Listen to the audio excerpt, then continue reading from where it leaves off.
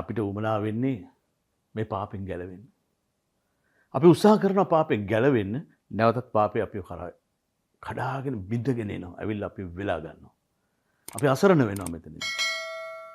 මේ පාපෙන් ගලවා ගැනීමේ හැකියාව තියෙන මහත්තුම දෙවි පියාණන්ට පමණයි.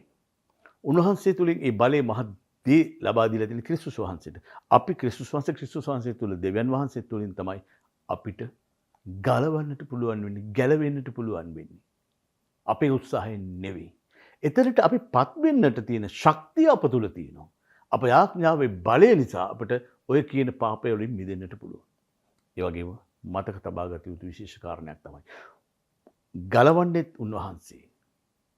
මේ පොළොවේ මහත් හාස්කම් ඉටු කරන්නේ දෙවියන් වහන්සේමයි. මහත්තුම දෙවියන් වහන්සේට පමණයි මේ හැම දෙයක්ම කටයුතු කරන්න පුළුවන්. අපව සුභවාදීව අපව සුව කරන්න, අපව යහපත් මඟකට යන්නට අපේ ජීවිතවලට ඒ ශක්තිය තාලෙන්තු හැම දෙයක්ම ලැබෙන්නේ දෙවි පියාණන්ගෙන් පමණයි.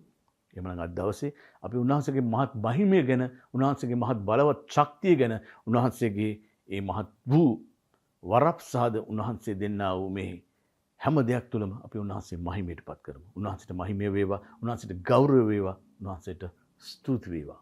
යහපත් දවසක් ඔබට. යේසුස් පිටයි.